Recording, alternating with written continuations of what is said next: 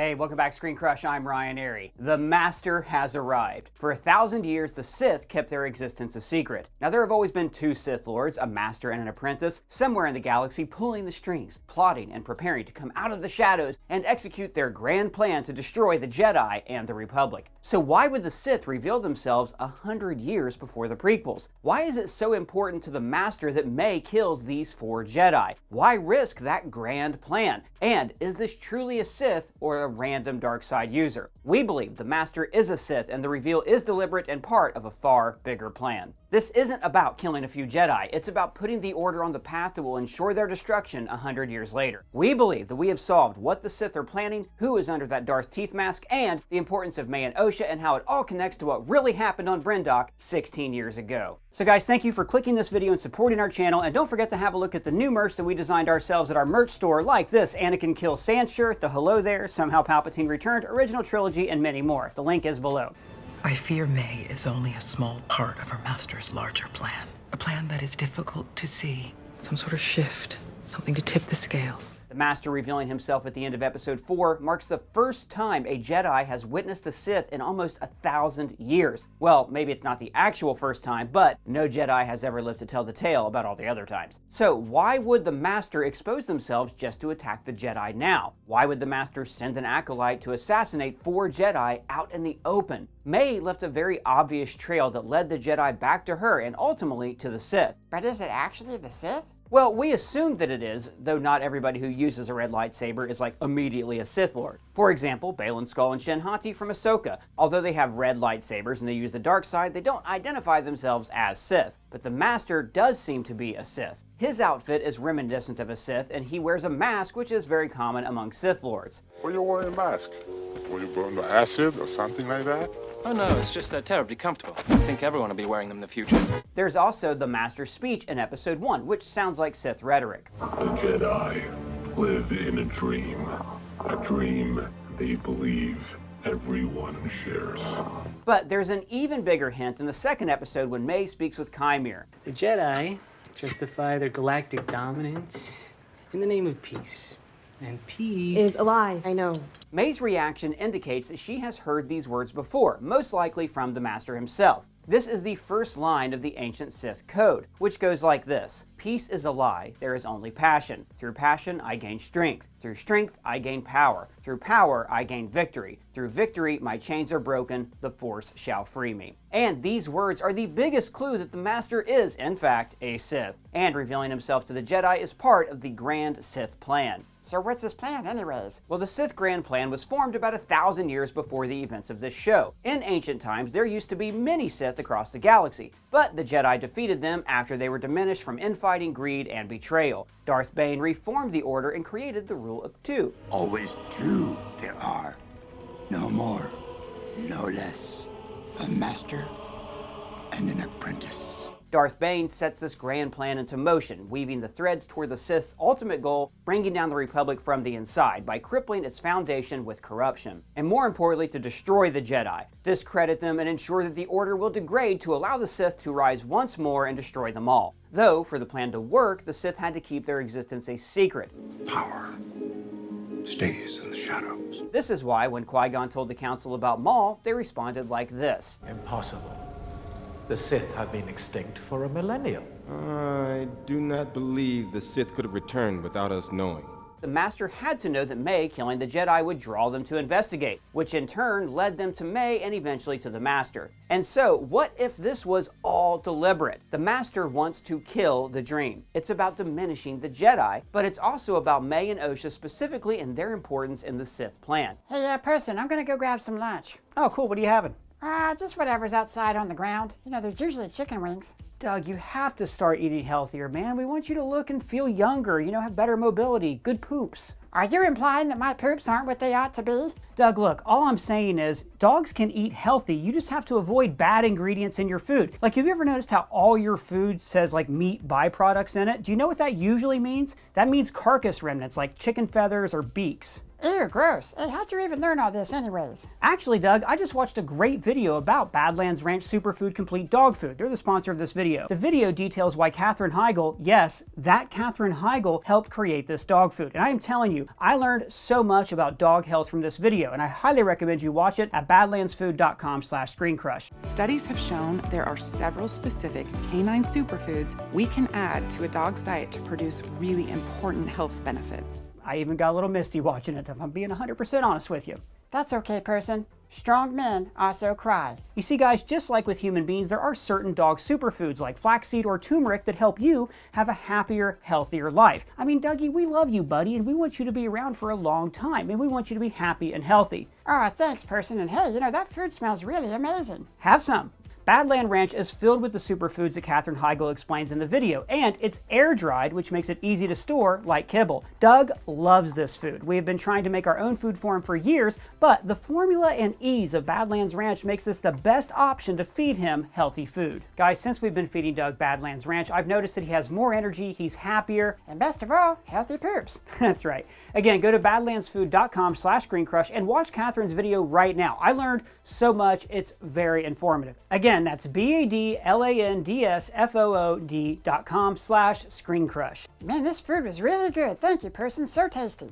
Now, back to what I was saying. This is where our theory picks up. The show takes place in the final stages of the High Republic era. So wait, what's that all about? Well, the High Republic was a golden age for the Jedi and the Republic. This was a time of long-lasting peace, and this allowed the Jedi and the Republic to become the ideal versions of themselves. The Jedi were spread across the entire Republic, even stationed in the Outer Rim to keep the peace better in the galaxy. And the Republic itself sought to improve life everywhere, even on those planets that it abandoned by the time of the prequels. And if you want to learn more about it, we have a great video explaining everything that you need to know. What's important for our theory is that during this era, the Jedi were far more flexible with their codes and beliefs. The Order had different views and perspective on the Force and how it should be interpreted. Some Jedi even fell in love with each other, like two of my favorite characters, Avar Kriss and Elzar Mann. This tolerance even extended to the dark side. The High Republic books depict a conflict with an enemy called the Nihil. Several Jedi were tempted to the dark side, even becoming extremely hostile toward their enemies and even their fellow Jedi, although none of them actually ever became a Sith. But those Jedi weren't exiled or shunned by their masters and friends. Instead, they got help from their friends and the time to find the path back into the light. In fact, take Vernestra Rwoh for example. She appears to be extremely strict in the show, but when she was way younger and less dogmatic, Vernestra lost faith in the Council and became a Wayseeker. Wait, what's that? Oh, the Wayseekers are one of my favorite additions in the High Republic. They're basically the free birds of the Order, Jedi who operate independently from the Council and instead they let the Force guide them. A Jedi like Qui-Gon Jinn would have been a Wayseeker himself.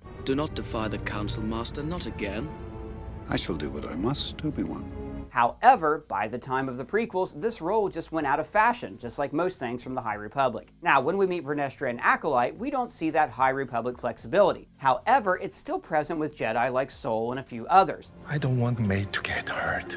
There is still good in her. The Jedi took in Osha, despite her being older than most Padawans, and her connection to a coven of witches that messed around with some dark magic. So it's possible that the event that changed the Jedi forever hasn't happened yet, and we're going to see it unfold in this show. Something that drove the Order to dogmatic codes and ideals. And this is why the Master sent May to kill the 4 Jedi and why he reveals himself in Episode 4. It is not about killing these Jedi, it's to remind them that the dark side is still out there, and their knights could be killed even by an Acolyte. But isn't that against the rules of the Sith plan? Technically, yes, unless the Master keeps his true nature a secret, deceive the Jedi into believing that he's just a dark side user and not an actual Sith. And the Jedi will go along with it because they knew gradual peace for so long that they're in a state of denial about their ancient enemy. She turns up all these years later, trained by one of our own.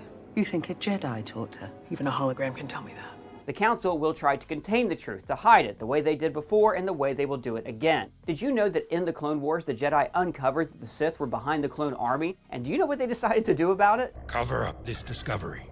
We must. No one, not even the Chancellor, may know. Anyways, the reveal that the dark side users are out in the galaxy will trigger an overreaction from the Council. They will no longer be so patient with Jedi who stray from the path, and in time, they will stop tolerating any views that contradict their dogma. Introduce a little anarchy. Upset the established order. Everything becomes chaos. I mean, think about it. What really drove the Jedi to join the Clone Wars? Injustice, the suffering of innocence, and well, the war? Well, that, but it was really about the Sith. The Jedi discovered that the Sith returned and they were conspiring with the Separatists. So they had to join the war to destroy their ancient enemy. They were so blinded that they willingly went from being peacemakers to soldiers and generals. The Jedi lost even before Order 66 because they were caught up in that spider web. They allowed themselves to hit a place where they only had wrong choices to make. Into exile. I must go. Failed, I have. So the Master is following the same principle. Actually, this might be the start of that master plan that culminates with Order 66. In the first episode, when Sol and Vernestra speak about Endara's death, they mention their political rivals. If it were to become public that a former Jedi killed one of our own, Our political enemies could use it against us. So who are these rivals? Exactly. They probably refer to the opposing parties in the Senate, as well as some other leaders across the galaxy, those who want to diminish the Jedi's influence and power. During the High Republic era, the Jedi operated separately from the Senate, and this might still be the case in the show's timeline based on what we saw so far in the show. We must alert the High Council. the High Council would be obliged to inform the Senate. A scandal like this would inspire fear and mistrust. But now, certain senators and groups like the Trade Federation want the Jedi to become subservient to the Senate, so that they could have the Order under their thumb, which is exactly what's going to happen. The Republic became self-serving, falling into decadence, and the Jedi became complacent due to their dogmatic views. And the show already teased what will turn the Senate against the Jedi and even some members within the Order. And this is what really happened on Bryndock 16 years ago. We're led to believe that the fire was caused by May, but we only see events from Osha's perspective. There's obviously more to the story, and we're going to see it in future episodes, because I seriously doubt if May was able to set stones on fire. What kind of fire melts stone? Dragonfire. No, something else happened that night. Something darker. Don't forget, Torben took the Barash vow as a type of punishment for what happened on Bryndock. He wouldn't be punishing himself with a deep meditation for over a decade if he didn't feel personally guilty about what happened that night. Listen to what he says here. Forgive me. We thought we were doing the right thing. He felt so much remorse that he took his own life, something that goes against the Jedi's core beliefs. He and the other three Jedi did something that might have been very wrong. The older Torben has scars on his face, but his face is fine in the flashbacks. So where did those scars come from? You wanna know how I got these scars? In some of the trailers, there's a fight between Torben and Kelnaka and a flashback on Bryndock. And this is where Torben got his scars. Oh, so they killed all the witches and framed a little girl for it, right? Well, this show is a deconstruction of the Jedi. The lines between good and evil are going to be kind of clouded. Sol and the others basically show up like child services and use a lightsaber like candy to get Osha into their space-traveling van. And every time Sol was asked about what happened that night, he acts all suspicious. But I still refuse to believe the Jedi would just straight up kill these witches in cold blood. These are Jedi. They have faults and things aren't always that simple, but these are still going to be the good guys. I am a Jedi, like my father before me. It's not like the Jedi kill anyone who uses the dark side. For example, the Jedi tolerated the Night Sisters and their magic during the prequel era. So what might have actually happened is that the Jedi discovered what the witches were up to and then they confronted the Coven. Our theory is that Mother Corell turned on Anasia, refusing to let the Jedi take Osha. I did not bring the girls into this world so we could lose them to a bunch of deranged monks. It is not your decision. So Corell and the other witches confronted the Jedi and they used their magic to mind control Torben and Kelnaka, like when Mother Anasia possessed Torben in their first encounter. But then May started the fire and things got out of hand, and the Jedi were forced to attack and kill the witches out of self-defense. The four Jedi seem to have all covered it up to keep the lie, to protect the Order, and to protect Osha. But Torben could not handle the guilt, so he made the Barash vow. And Kelnaka seems to have left the Order, and based on all the drawings, he's been obsessed about the dark magic that the witches were using. But what if the witches weren't the instigators either? So who could it be? Oh, the Sith. Right. What if the Sith discovered what the witches were up to and they saw their magic as a threat? It was a perfect opportunity to kill the witches. This way, the Sith could control May and put her on the path to the dark side as their acolyte. But it would also tarnish the image of the Jedi by connecting them to a terrible massacre that they covered up. This is going to be the smoking gun that the Jedi's political rivals need, but this will also create turmoil within the Order itself. Some Jedi might lose faith in the Order, just like how many Jedi became disillusioned with the Order during the Clone Wars. But there's even more to this plan. The Master revealed himself on Kofar for a reason, and this is because Osha and May are there. And unlike on Olega, Kofar is a secluded planet. All the Master needs to do is kill the Jedi, leave a few survivors to tell the tale, and then he will have the sisters. But why? What does he want with them? Well, it's about their true nature. The third episode revealed that the sisters share a type of Force bond, and it's heavily implied that Osha and May are a Force dyad. Wait, what's that? A dyad in the Force is something that was introduced in the sequel trilogy. A dyad in the Force. A power like life itself.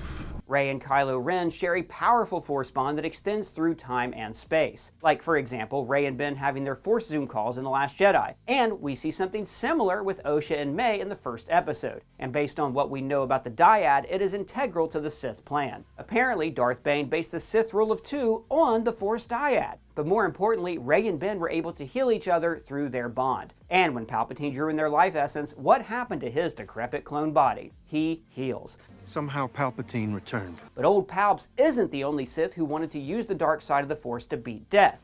Did you ever hear the tragedy of Darth Plagueis the Wise?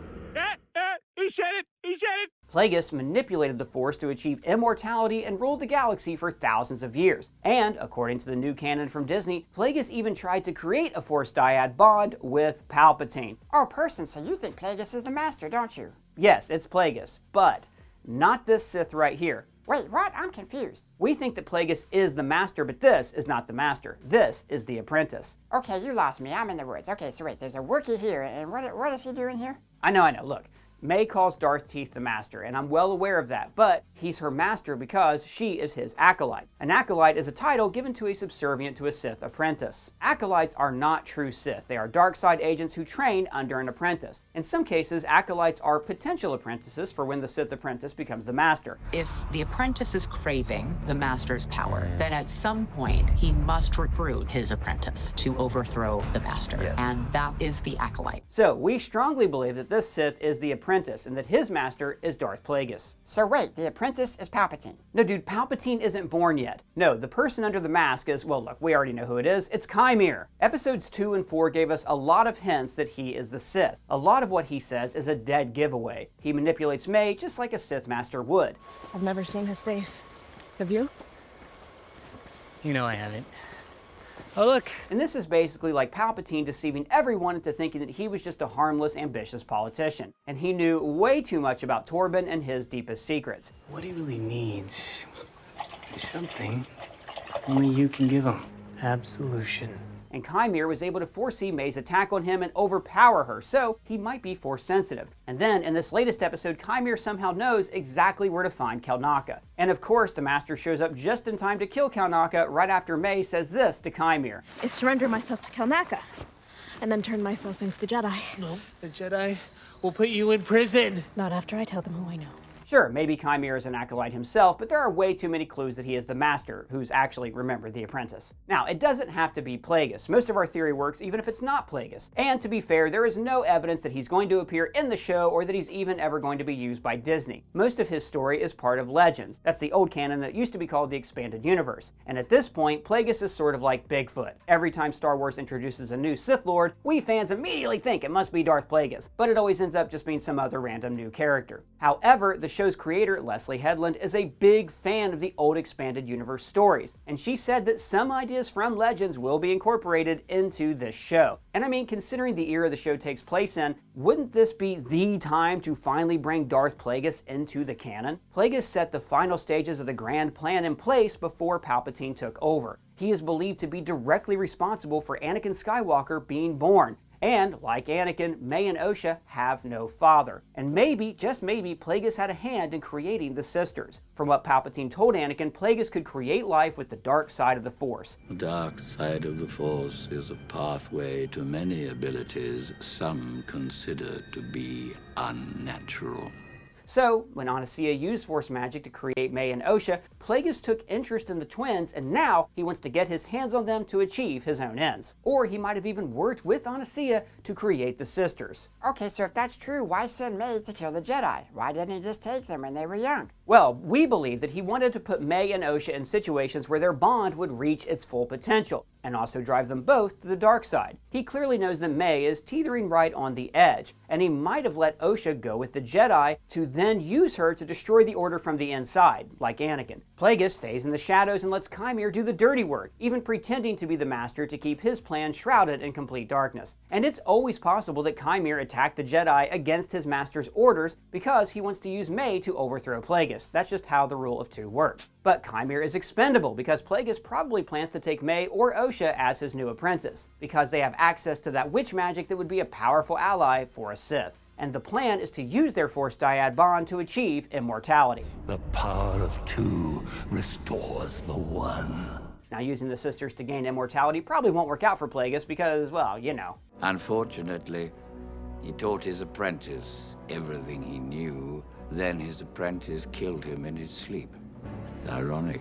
But Chimere attacking and killing the Jedi will set the Order and the Republic on the path that will lead to their downfall in the prequels. So, the Acolyte is the beginning of the end for the Jedi and the Republic. And who knows, the show could end with the Plagueis reveal, and maybe he will meet a promising young man from Naboo who will one day become a senator, a chancellor, and eventually an emperor. And this is why we believe the Sith revealed themselves. Big shout out to the writer and editor of this video, Pavel T. You can find his links below. So, what did you think about our theory? Do you think that we will see Darth Plagueis in the show? And who is under that Darth Teeth mask? Let us know your thoughts down in the comments below or at me on Twitter. And if it's your first time here, welcome to the channel, and please subscribe and smash that bell for alerts. For ScreenCrush, I'm Ryan Airy.